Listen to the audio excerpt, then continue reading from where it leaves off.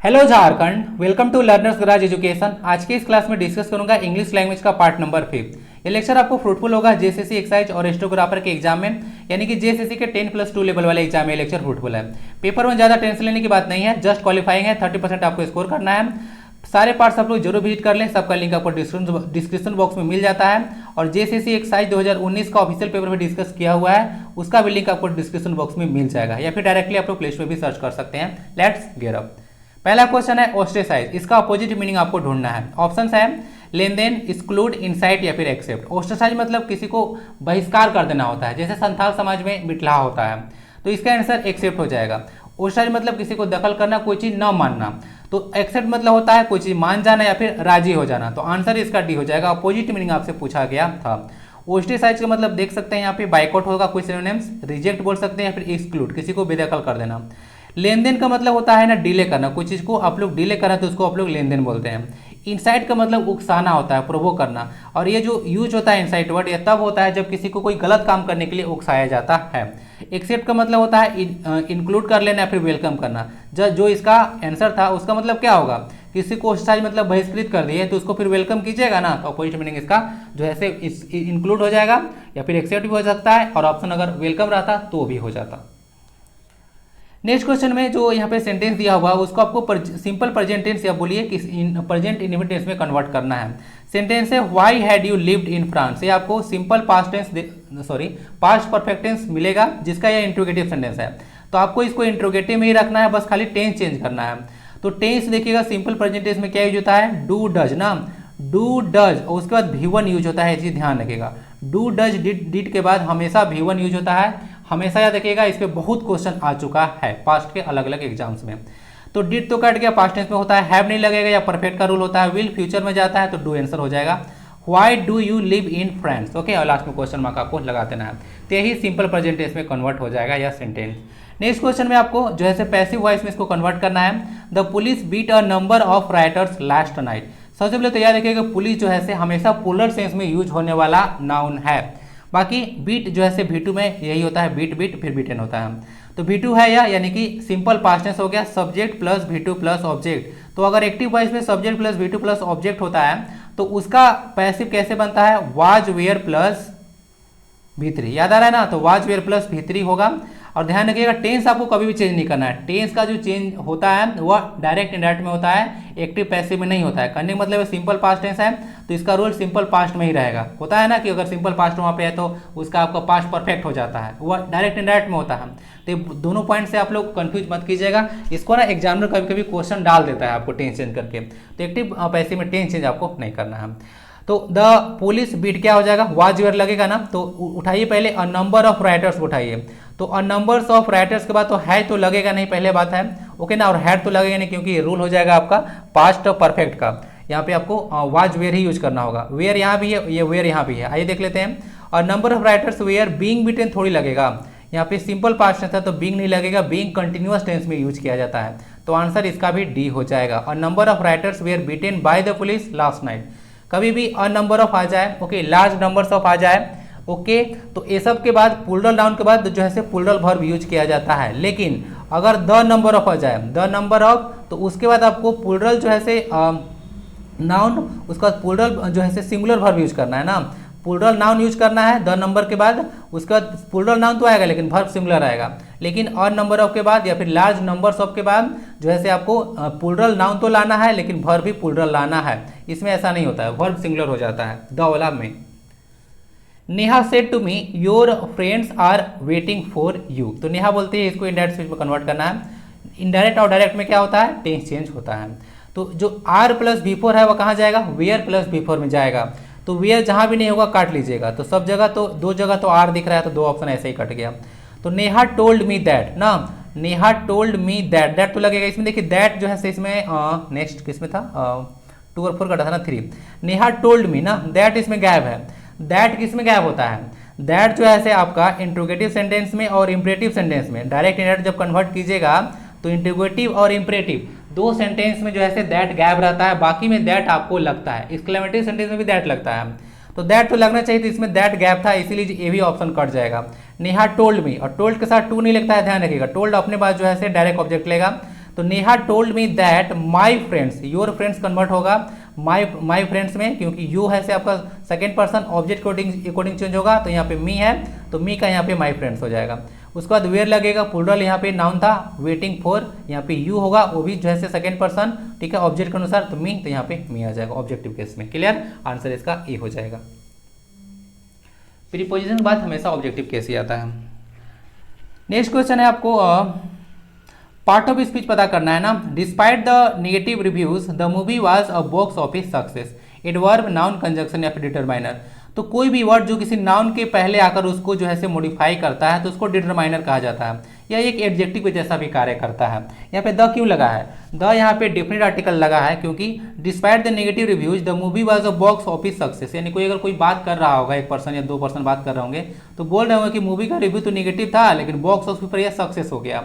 तो particular movie के बारे में बात किया जा रहा था, इसीलिए उसके पहले आर्टिकल द लगाया गया है, ठीक है। तो इसे स्पेसिफाई किया गया था यहाँ पे डेफिनेट बनाने के लिए।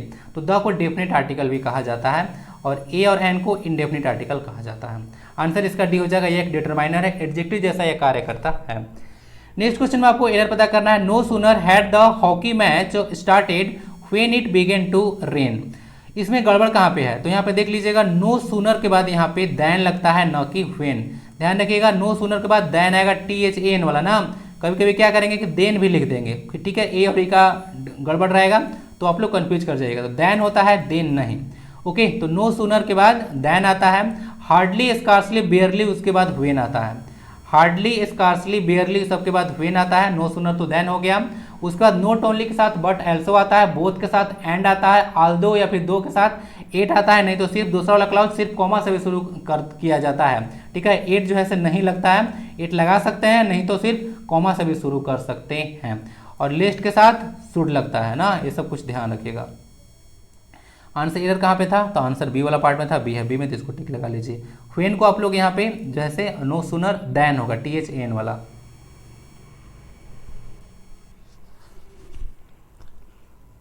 और कभी भी देखिएगा आपको डिग्री देगा, कंप्लीटिव डिग्री, तो जूनियर, सीनियर, इंटीरियर, पोस्टीरियर सब देगा, तो उसके बाद देन नहीं आता है ना, उसके बाद टू आता है, सब ध्यान रखिएगा। नेक्स्ट में आपको एक पैराग्राफ है, तो इसको अरेंज करके एक मीनिंगफुल सेंटेंस आपको बनाना है। जस्टिस यू ललित ना, उदय, उमेश, ललित, ठीक है। यहाँ पे देखिए आपको पता चल जाएगा।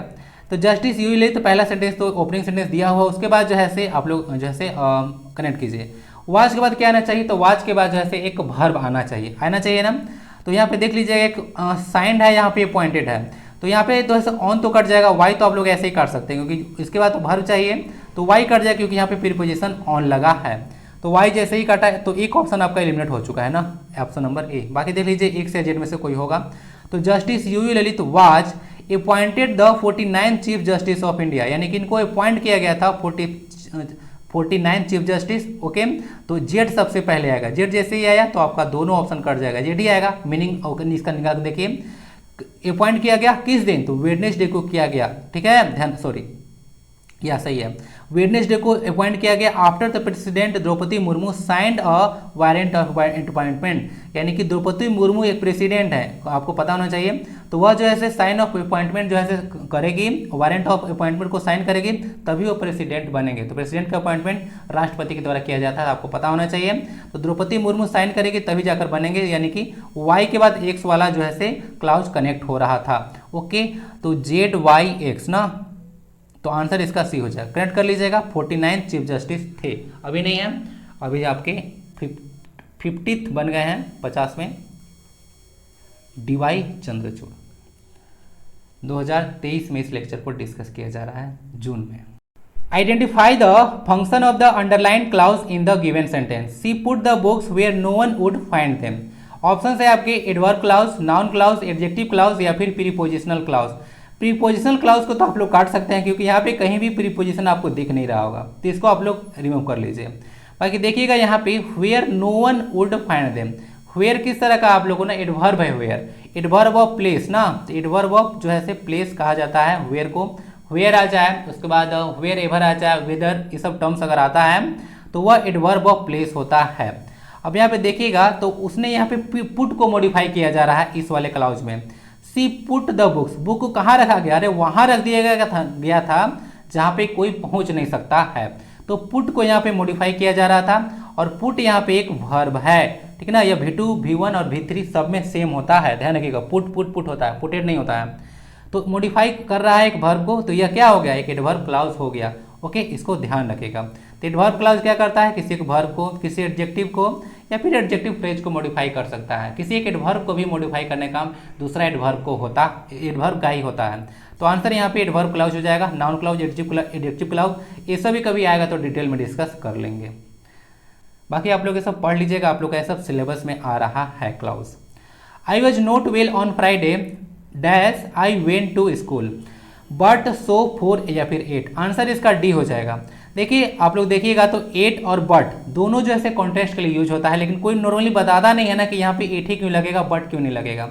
तो देखिए जो 8 होता है ना, इसमें कुछ इमोशन का भाव होता है, सरप्राइज का भाव बोलिए या फिर बोलिए कि एक तरह का मिस्ट्री का भाव होता है। तो ये सब का भाव जो है परिलक्षित होता है। लेकिन बट जो है सिर्फ कॉन्ट्रास्ट बताता है, इसमें इमोशन जैसा कोई चीज़ नहीं होता है, लेस इमोशन या फिर नो इमोशन होता है। लेकिन इसमें इमोशन रहता है, जैसे कोई मिस्ट्री है, कोई सरप्राइज है। जैसे ये देखिए यहाँ पे 8 क्यों लगा, आई was not well on Friday, Friday को मैं वेल नहीं था, फिर भी मैं चला गया, तो यहाँ पे सरप्राइज हो गया, तो इसीलिए 8 लगा, बट यहाँ पे नहीं लगेगा। दोनों कॉन्ट्रास्ट के लिए यूज होता है ना, ध्यान रखिएगा, कॉन्ट्रास्ट के लिए दोनों यूज होता है। लेकिन यहाँ पे 8 ही लगेगा, बट नहीं लगेगा, क्योंकि यहाँ पे इमोशन का भाव झलकाएगा 8, जो कि यहाँ पे है सरप्राइज, ठीक है, ध्यान रखिएगा। नेक्स्ट आता है रिप्रीमेंट का, जो है आपको मीनिंग बताना है। मेडल है, एंगर है, रिब्यूक है या फिर डिनाई है। तो रिप्रीमेंट का मतलब ना किसी को डांटना या फटकारना होता है। तो आंसर इसका जो है डी हो जाएगा, रिब्यूक। रिप्रीमेंट मतलब होता है रिव्यू करना, डांटना, एडमोनिश करना बोल सकते हैं, चैस्टिज बोला जाता है या फिर चाइड बोला जाता है, चाइड भी बोल सकते हैं आप लोग। मेडल का मतलब ना किसी के मैटर में इंटरफेयर करना होता है। इंटरफेयर बोलिए फिर बट इन, BUTTIN होता है, बट मतलब इंटरफेयर करना होता है। इंटरवीन बोल सकते हैं, फिर पोक बोला जा सकता है। आंसर इसका सी हो जाएगा, rebuke. Wash your dirty linen in public, linen cloth होता है, तो इस इडियम है, इस इडियम का मतलब आपको बताना है। तो wash your dirty linen in public, इसका मतलब होता है कि अपना जो प्राइवेट मैटर है उसको पब्लिक में इनक्लोज करो। तो डिस्कस पर्सनल मैटर पब्लिकली, यही इसका आंसर हो जाएगा। ओके, तो याद रखिएगा, wash your dirty linen in public का मतलब आपको पब्लिक में जो है अपना सीक्रेट को बताना है, उसके बारे में बात करना है। He was humbled by the child's generosity, तो चाइल्ड का जो जेनरसिटी है उसे वो हम्बल्ड हुआ, यानी कि वह काफ़ी ज़्यादा प्रभावित हुआ, विनम्र हो गया। तो मोडेस्ट इसका जो है सेम मीनिंग चला जाएगा। तो यहाँ पे जो हम्बल है उसका सिनोनिम से मोडेस्ट हो जाएगा। Where is Radha, she is dash और सावर, यहाँ पे आपको प्रेजेंट कंटिन्यूअस टेंस भरना है, तो क्या लगना चाहिए, तो यहाँ पे V4 आना चाहिए। कहाँ पे, सब जगह V4 तो है ही नहीं। हैड तो आपका पास्ट में यूज होता है जो है आपका प्रेजेंट पार्टिसिपल यूज होता है, ये तो नन ऑफ दिस लगेगा नहीं। हैविंग यहाँ पे चला जाएगा। वेयर इज राधा, तो आंसर दिया जा रहा है सी इज हैविंग अ शावर, यानी कि वह शावर ले रही है, तो उसका काम जो है जारी है। ओके ना, हैविंग मतलब कोई काम करना भी होता है, तो हैविंग अ शावर, शावर लेने का काम जो है जारी है। तो कंटिन्यूअस टेंस क्या कहता है, प्रेजेंट कंटिन्यूअस टेंस यही तो कहता है कि ऐसा एक्शन के बारे में बात कीजिए जो कि वर्तमान में कंटिन्यू है, जब आप लोग बोल रहे हैं। आंसर इसका भी हो जाएगा।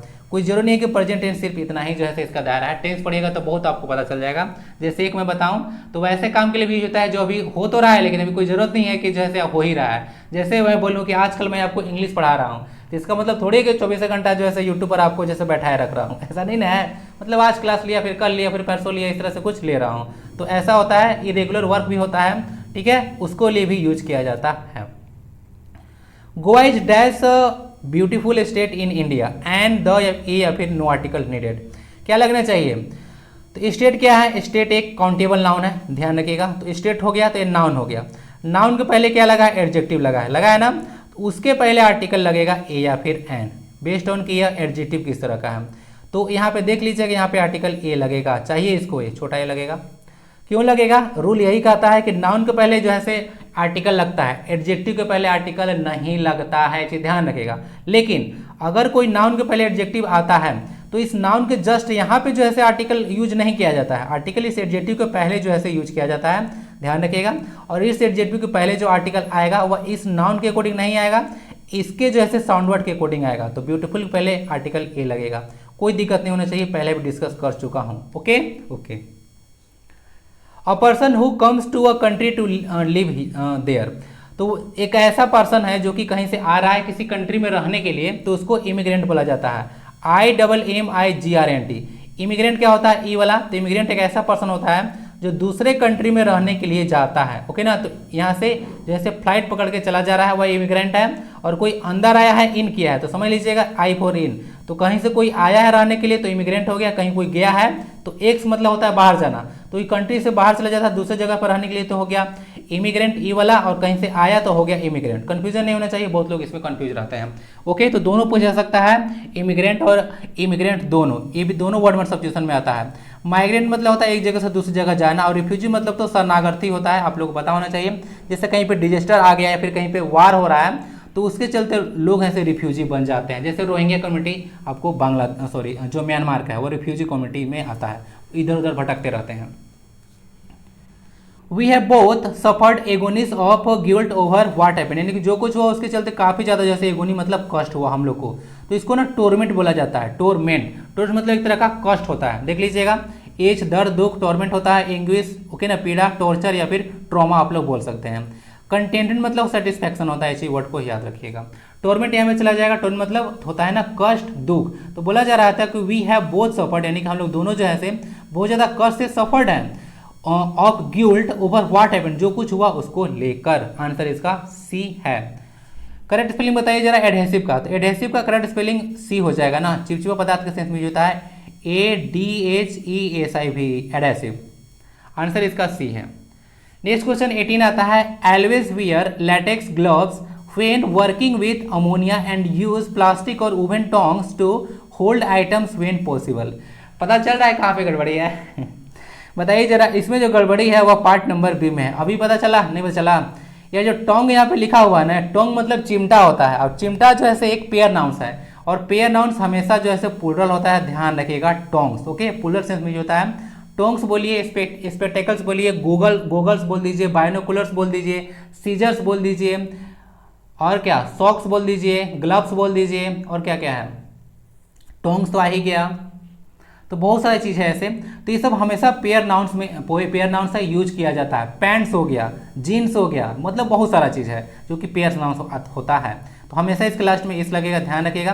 तो ऐसे सीरियस छोटा छोटा आपको दिया जाता है। तो पकड़ लिया ना आपने, जितना भी बोला मैं फिर से बोल नहीं सकता हूँ, मुझे खुद याद नहीं है क्या बोला, तो आप लोग एक बार रिकैप कर लीजिएगा। आंसर इसका बी है।